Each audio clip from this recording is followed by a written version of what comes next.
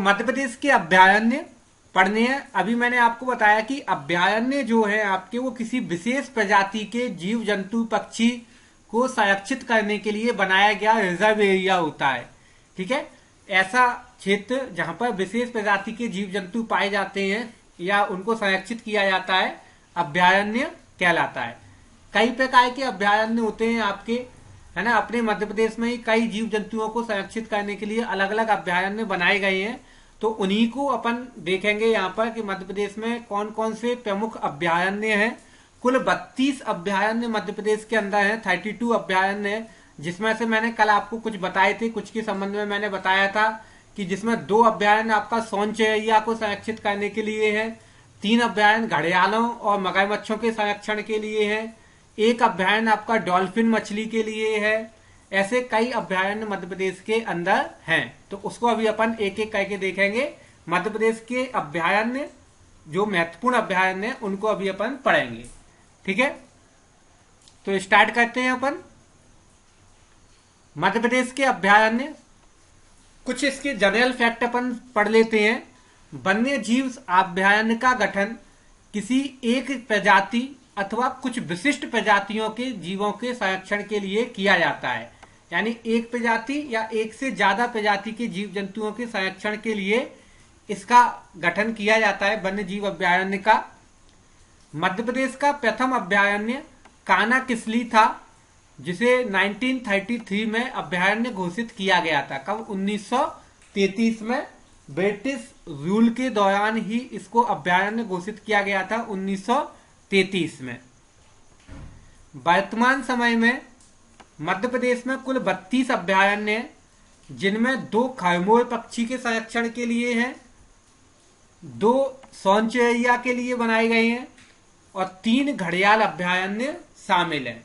ठीक है, इसके अलावा और भी है 32 अभयारण्य कुल आपके मध्य प्रदेश के अंदर। तो 11 नेशनल पार्क और 32 अभयारण्य, ये आपको मध्य प्रदेश में ध्यान रखने हैं, है ना। सो आप इसका एक स्क्रीनशॉट लें। यदि कुछ पॉइंट हो आपका कोई इसमें जो पूछना हो आपको, तो आप पूछ सकते हैं। एक इसका स्क्रीनशॉट ले लें आप जल्दी से। चलो देखते हैं अपन आगे इसको। नेक्स्ट स्लाइड, अगली स्लाइड करते हैं। मध्य प्रदेश के प्रमुख अभयारण्य, सबसे पहले नंबर पे इस पे नाम आया है बगदरा अभयारण्य। ये बहुत महत्वपूर्ण है आपका बगदरा अभयारण्य। रतलाम रायसेन के अंतर्गत आता है आपका ये, सीधी जिले में, आपका सीधी जिले के अंतर्गत आता है। यह अभयारण्य सीधी जिले में स्थित है और इसका क्षेत्रफल 478 वर्ग किलोमीटर का है। बगदरा अभयारण्य आपका सीधी जिले के अंतर्गत आता है और 478 वर्ग किलोमीटर का इसका क्षेत्रफल है। इस अभयारण्य में काले हिरण, नीलगाय, तेंदुआ आदि विशेष रूप से पाए जाते हैं बगदरा अभयारण्य में। याद रखना आपका बगदरा अभयारण्य कहां पड़ता है? सीधी जिले के अंतर्गत पड़ता है। अगला अभयारण्य जो है आपका बोरी अभयारण्य है, होशंगाबाद जिले के अंतर्गत आता है। ये बोरी अभयारण्य कहां पड़ता है आपका? होशंगाबाद जिले में और इसका कुल क्षेत्रफल 485 वर्ग किलोमीटर का है बोरी अभयारण्य का। ठीक है, और इसकी स्थापना 1965 में इसकी स्थापना हुई थी बोरी अभयारण्य की। यहाँ पे पूरी एक बोरी घाटी है, बोरी घाटी के नाम से फेमस है रायसेन, आपका ये होशंगाबाद जिले में। इस अभयारण्य में स्थित वन को भारत के सबसे पुराने जंगल के रूप में जाना जाता है। इसमें शेर, तेंदुआ, चीतल, जंगली सुअर आदि मिलते हैं। किसके अंदर? आपका बोरी अभयारण्य के अंदर।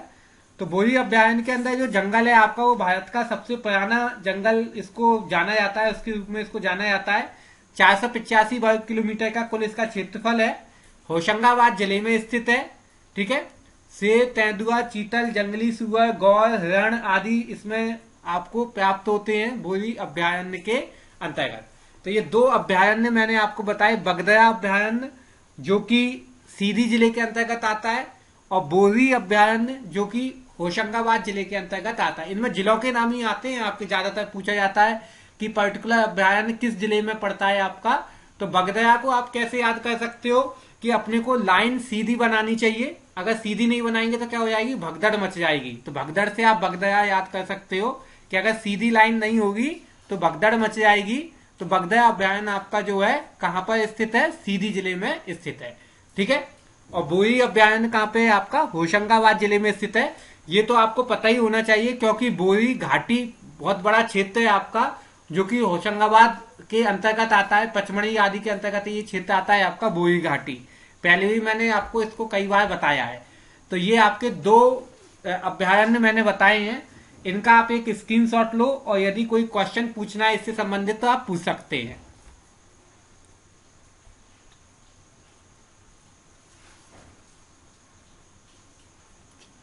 नेक्स्ट देखते हैं अपन अगली स्लाइड। अगले नंबर पे आता है आपका फैन अभ्यारण्य। फैन अभ्यारण्य या इसको फैन मिनी कोर अभ्यारण्य के नाम से जाना जाता है। ठीक है। यह अभ्यारण्य आपका कहां पड़ता है, मंडला जिले में पड़ता है।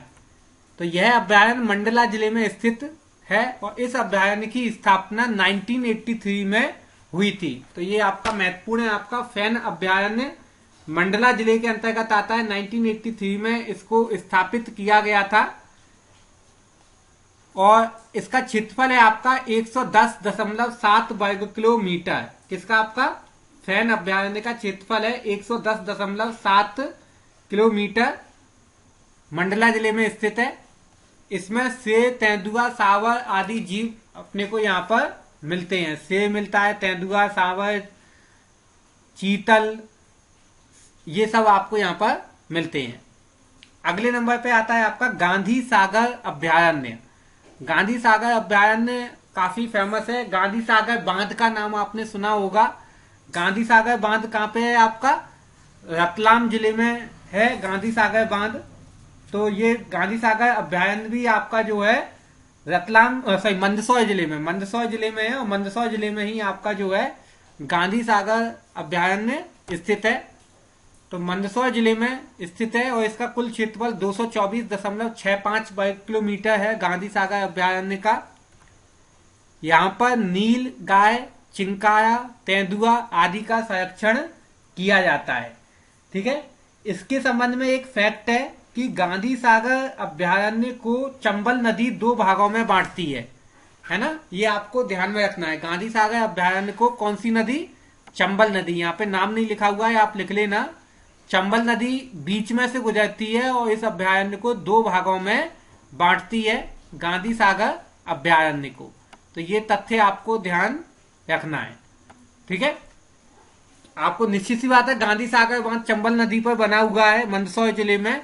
तो गांधी सागर अभ्यारण्य को चंबल नदी 2 भागों में बांटती है, ये फैक्ट आपको ध्यान रखना है ना। सो गांधी सागर अभ्यारण्य आपका मंदसौर जिले में स्थित है। 368 वर्ग किलोमीटर के क्षेत्रफल में फैला हुआ है, 224 वर्ग किलोमीटर के क्षेत्रफल में फैला हुआ है ये आपका अभ्यारण्य। अब आप इनके दोनों के एक स्क्रीनशॉट ले लो, फैन अभ्यारण्य और गांधी सागर अभ्यारण्य के। यदि इसमें कोई क्वेश्चन हो आपका तो वो क्वेश्चन भी आप पूछ सकते हो। घाटी गांव अभ्यारण्य, इसका नाम सभी ने सुना होगा जहां तक मुझे लगता है। घाटी गांव अभ्यारण्य ग्वालियर जिले के अंतर्गत आता है ये आपका, है ना। काफी फेमस अभ्यारण्य घाटी गांव अभ्यारण्य। सो घाटी गांव अभ्यारण्य ग्वालियर जिले में स्थित इस अभ्यारण्य की स्थापना 1981 में हुई थी। 1981 में इसको स्थापित किया गया था।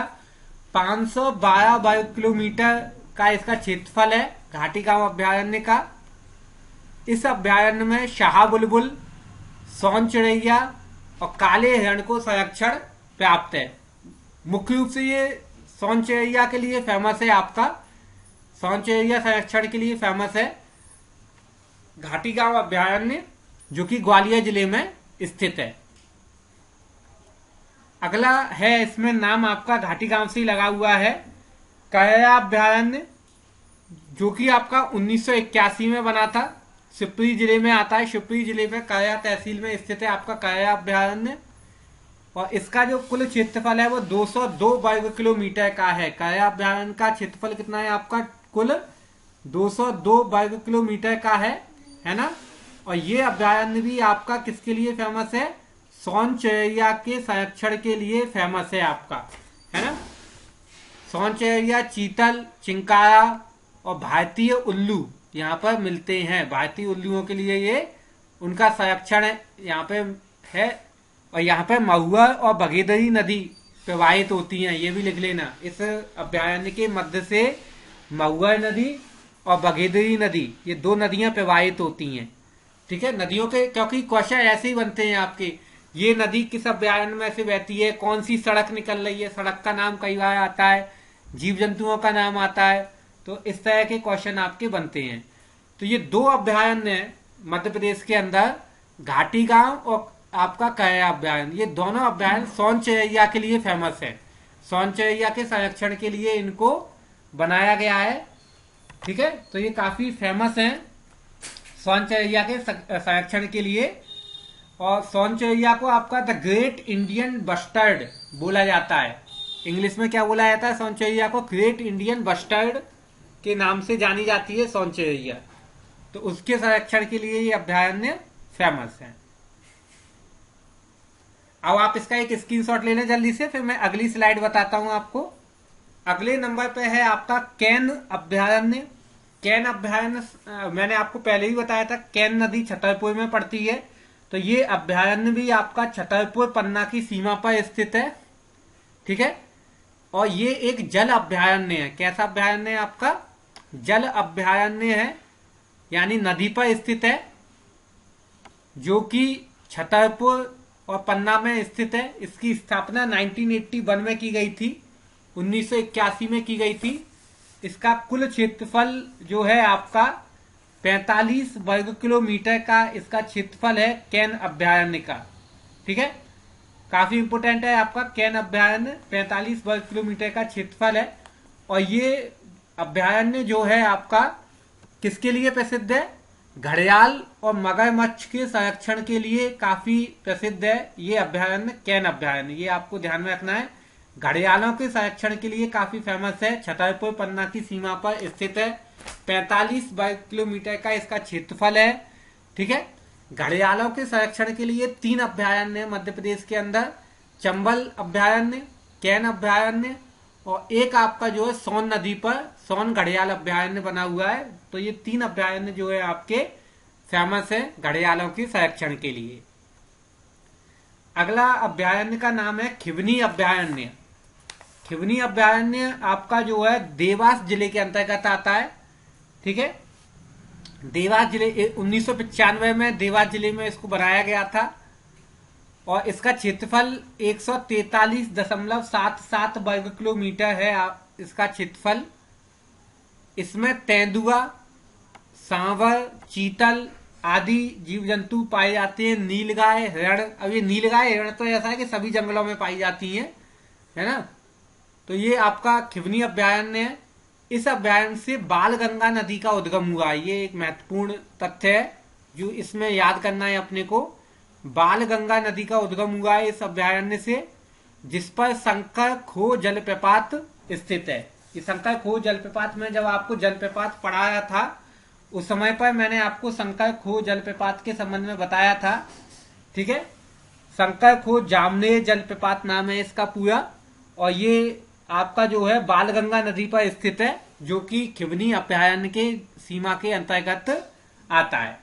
तो ये खिवनी अभ्यारण्य आपको समझ में आया होगा। 143.77 वर्ग किलोमीटर का क्षेत्रफल देवास जिले में स्थित है। ठीक है, और शंकर खो जलप्रपात इसी अभ्यारण्य के सीमा के अंतर्गत आता है। ठीक है, तो ये 2 अभ्यारण्य और मैंने बताए आपको, इनके आप स्क्रीनशॉट ले लें, कैन अभ्यारण्य और खिवनी अभ्यारण्य। ये 2 और मैंने नाम बताए हैं। यदि इसमें कोई क्वेश्चन हो, कोई कंफ्यूजन है तो आप मेरे से पूछ सकते हैं इससे संबंधित। कुछ और अभ्यारण्य, चंबल अभ्यारण्य जो कि मुरैना जिले में स्थित है, चंबल अभ्यारण्य। ठीक है, ये भी काफी महत्वपूर्ण अभ्यारण्य है। यह मध्य प्रदेश का सबसे बड़ा अभ्यारण्य है। लेकिन किस दृष्टि से? ये आपका जल अभ्यारण्य है, जल में स्थित है, मध्य प्रदेश का सबसे बड़ा अभ्यारण्य तो है, लेकिन मध्य प्रदेश का सबसे बड़ा जल अभ्यारण्य है। ठीक है, तो ये एक महत्वपूर्ण तथ्य है। इसका कुल क्षेत्रफल 3,902 वर्ग किलोमीटर का है और ये मध्य प्रदेश, राजस्थान और उत्तर प्रदेश 3 राज्यों में फैला हुआ है। ये भी आपको याद रखना है, मध्य प्रदेश, राजस्थान और उत्तर प्रदेश। ठीक है, ये 3 राज्यों में फैला हुआ है। 3,902 वर्ग किलोमीटर का इसका कुल क्षेत्रफल है, सब में मिला करके। और अगर अपन केवल मध्य प्रदेश की बात करें तो 435 वर्ग किलोमीटर है। मध्य प्रदेश में कितना है इसका क्षेत्रफल आपका? 435। 3 राज्यों में फैला हुआ अभ्यारण्य ये आपका। मध्य प्रदेश में इसका क्षेत्रफल जो है 435 वर्ग किलोमीटर है, ये आपको याद रखना है। ठीक है, और वैसे टोटल 3,902 वर्ग किलोमीटर का है। और ये जो अभ्यारण्य आपका, यहाँ पर घड़ियाल का और मगरमच्छों का संरक्षण होता है और इसके साथ साथ आपका डॉल्फिन मछली का भी संरक्षण होता है। किसका? डॉल्फिन मछली का, जो कि एकमात्र अभ्यारण्य है ऐसा जहां पर डॉल्फिन मछली का संरक्षण होता है। मध्य प्रदेश का एकमात्र अभ्यारण्य है जहां पर डॉल्फिन मछली का संरक्षण किया जाता है। ठीक है, इसके अलावा यहाँ पे कछुआ, ऊदबिलाव आदि जीव जंतु भी पाए जाते हैं। कछुआ भी पाया जाता है, ऊदबिलाव भी पाए जाते हैं। ठीक है, तो ये सब आपके जो है चंबल अभ्यारण्य में पाए जाते हैं। मध्य प्रदेश का सबसे बड़ा जल अभ्यारण्य है। वैसे तो मध्य प्रदेश का सबसे बड़ा अभ्यारण्य तो दूसरा है, ये 3 राज्यों में फैला हुआ है, इसलिए इसको अपन सबसे बड़ा नहीं बोल सकते हैं। वैसे अगर क्षेत्रफल की दृष्टि से देखा जाए तो सबसे बड़ा है आपका। इसके बाद में आता है आपका नौरादेही अभ्यारण्य। नौरादेही अभ्यारण्य कहां पे पड़ता है आपका? तो सागर जिले में पड़ता है नौरादेही अभ्यारण्य। ये सागर लिखा हुआ है, सगर नहीं है। नौरादेही अभ्यारण्य आपका सागर जिले में पड़ता है और इसका जो 1975 में इसको स्थापित किया गया था, इसका कुल क्षेत्रफल 1,197 वर्ग किलोमीटर है। क्षेत्रफल कितना है इसका? 1,197 वर्ग किलोमीटर इसका कुल क्षेत्रफल है और ये मध्य प्रदेश के अंदर ही स्थित है पूरा। इसी वजह से ये मध्य प्रदेश का सबसे बड़ा अभ्यारण्य है। ठीक है, तो नौरादेही अभ्यारण्य टोटल पूरी तरह से मध्य प्रदेश के अंदर स्थित है, इसलिए मध्य प्रदेश का सबसे बड़ा अभ्यारण्य है। ये एक इंपोर्टेंट तथ्य है इसका, नौरादेही अभ्यारण्य का। इसमें आपका काला हिरण, चीतल, नीलगाय, जंगली सुअर आदि जीव जंतु पाए जाते हैं। ठीक है, और इसके अलावा यहाँ पर 2018 से शेरों को भी पुनर्वास किया जा रहा है। शेरों को भी लाकर के कान्हा-किसली नेशनल पार्क से शेरों को यहाँ पर पहुंचाया गया है और उनका भी यहाँ पर संरक्षण किया जा रहा है। तो ये नौरादेही अभ्यारण्य हो गया आपका और चंबल अभ्यारण्य। 2 अभ्यारण्य मैंने बताए। चंबल अभ्यारण्य 3 राज्यों में फैला हुआ है और नौरादेही अभ्यारण्य केवल मध्य प्रदेश में स्थित है। 1,197 वर्ग किलोमीटर इसका कुल क्षेत्रफल है, जो कि मध्य प्रदेश में सबसे बड़ा अभ्यारण्य है।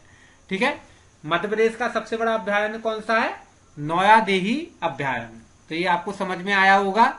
इसका एक स्क्रीनशॉट ले लें, यदि कोई क्वेश्चन हो इससे संबंधित तो वो आप मेरे से पूछ सकते हैं। पचमढ़ी अभ्यारण्य, पचमढ़ी आपका होशंगाबाद जिले के अंतर्गत आता है ना। तो पचमढ़ी अभ्यारण्य को अपन देखते हैं। 1977 में गठित यह अभ्यारण्य होशंगाबाद जिले के अंतर्गत आता है। होशंगाबाद जिले में अभी मैंने आपको एक और अभ्यारण्य बताया था, बोई अभ्यारण्य, और एक और अभ्यारण्य आपका ये पचमढ़ी अभ्यारण्य। पचमढ़ी अभ्यारण्य का कुल क्षेत्रफल 491 वर्ग किलोमीटर का है। पचमढ़ी अभ्यारण्य का कुल क्षेत्रफल कितना है आपका? 491 वर्ग किलोमीटर का है। ठीक है, इसमें शेर, चीतल, भालू, चिंकारा आदि जीव जंतु पाए जाते हैं पचमढ़ी अभ्यारण्य के अंतर्गत। और यूनेस्को द्वारा वर्ष 2009 में इसे मध्य प्रदेश का प्रथम जैव आरक्षित क्षेत्र घोषित किया गया है। तो ये मैंने आपको पहले ही बताया था कि पचमढ़ी अभ्यारण्य को यूनेस्को द्वारा आपका मध्य प्रदेश का प्रथम जैव आरक्षित क्षेत्र घोषित किया गया है, जबकि 1999 में इसको केंद्र सरकार ने घोषित कर दिया था। ठीक है। 1999 में 1999 में केंद्र सरकार ने इसको जैव आरक्षित क्षेत्र घोषित कर दिया था। तो ये एक इम्पोर्टेंट तथ्य है आपका। 1999 में केंद्र सरकार ने किया था, जबकि यूनेस्को ने कब किया है इसको? 2009 में। यूनेस्को ने इसको 2009 में जैव आरक्षित क्षेत्र घोषित किया गया है। अब क्वेश्चन ये है कि जैव आरक्षित क्षेत्र होता क्या है? तो जैव आरक्षित क्षेत्र वह होता है जहां पर जड़ी बूटियों को संरक्षित करके रखा जाता है, पेड़ पौधों को संरक्षित करके रखा जाता है, ठीक है। ये उसको जैव आरक्षित क्षेत्र बोलते हैं। तो यहाँ पर आपका पेड़ पौधों को, जड़ी बूटियों को संरक्षण दिया जाता है।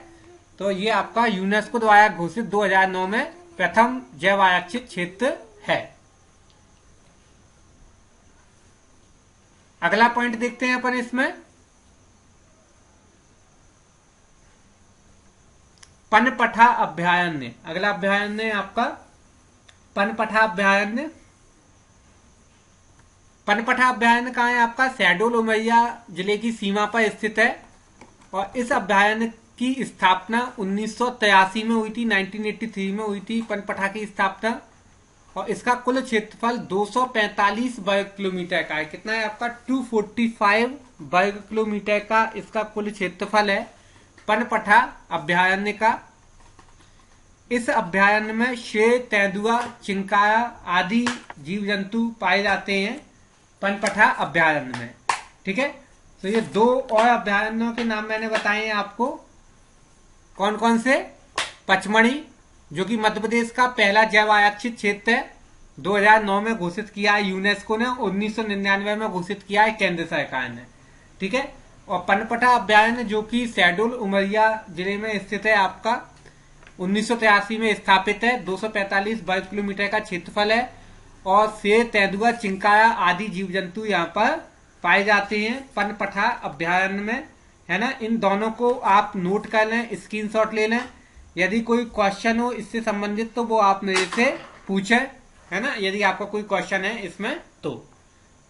अगले नंबर पे है आपका पालनपुर कूनो अभयारण्य। काफी महत्वपूर्ण है कूनो अभयारण्य, पालनपुर कूनो, है ना। इसके संबंध में मैंने कुछ फैक्ट अभी आपको पहले भी बताए थे कि कूनो अभयारण्य को अभी हाल ही में जो है राष्ट्रीय उद्यान घोषित कर दिया गया है 2018 में। 1981 में स्थापित इस अभयारण्य की स्थापना श्योपुर जिले में की गई थी। कब? 1981 में। वर्ष 2018 में इस अभयारण्य को राष्ट्रीय उद्यान घोषित कर दिया गया, यानी कि अब ये अभयारण्य की जगह पर क्या बन गया है? नेशनल पार्क बन गया है, कूनो नेशनल पार्क। इसका जो कुल क्षेत्रफल है कूनो अभयारण्य का वो कितना है आपका? तो कूनो अभयारण्य का कुल क्षेत्रफल है आपका 748 वर्ग किलोमीटर, ठीक है। पहले इसका क्षेत्रफल था 344 वर्ग किलोमीटर का था, बाद में इसमें 404 वर्ग किलोमीटर और जोड़ दिया गया। 344 था पहले, है ना, कब? 2018 से पहले। फिर बाद में इसमें 404 वर्ग किलोमीटर का क्षेत्र और जोड़ दिया गया और इसको राष्ट्रीय उद्यान बना दिया गया। इस तरीके से अब इसका वर्तमान समय में कुल क्षेत्रफल कितना है? 748 वर्ग किलोमीटर का इसका वर्तमान समय में कुल क्षेत्रफल है। तो ये आपको ध्यान में रखना है। आप पुरानी कोई भी किताब उठा के देखोगे तो उसमें 344 लिखा हुआ दिखाई देगा, लेकिन 2018 में जब इसको राष्ट्रीय उद्यान बनाया गया उस समय पर 404 वर्ग किलोमीटर का क्षेत्रफल और इसके अंदर जोड़ दिया गया और अब इसका क्षेत्रफल 748 वर्ग किलोमीटर का है कूनो अभयारण्य का, ठीक है। और देखते हैं अपन इसके अंदर कुछ फैक्ट। कूनो अभयारण्य में जो है आपका चिंकारा, तेंदुआ, चीतल ये जीव जंतु पाए जाते हैं और सबसे बड़ी विशेषता ये है कि यहाँ पर अफ्रीकी चीतों का संरक्षण होता है। ये मध्य प्रदेश का एकमात्र अभयारण्य है जहां पर अफ्रीकी चीतों को संरक्षण प्रदान किया जाता है, ठीक है। अब है आपका मोगली अभयारण्य या मोगली पेंच अभयारण्य। कल मैंने आपको बताया था मोगली लैंड, जब मैंने आपको बताया था पेंच राष्ट्रीय उद्यान, उसी के अंतर्गत आता है ये अभयारण्य आपका मोगली अभयारण्य। यह छिंदवाड़ा और सिवनी की सीमा में स्थित है। इस अभ्यारण्य को 1983 में गठित किया गया था, 1983 में बनाया गया था। 118.478 वर्ग किलोमीटर का इसका कुल क्षेत्रफल है। और इस अभ्यारण्य में आपका बाघ, तेंदुआ, शेर, चीतल, नीलगाय, जंगली सुअर, ये सारे जीव जंतु यहाँ पर पाए जाते हैं। ठीक है, तो ये कौन सा अभ्यारण्य हो गया आपका? मोगली पेंच अभ्यारण्य हो गया, या पेंच अभ्यारण्य के नाम से भी जाना जाता है। 118 वर्ग किलोमीटर का इसका कुल क्षेत्रफल है। तो ये आपका महत्वपूर्ण है। इन दोनों के आप एक स्क्रीनशॉट ले लो जल्दी से।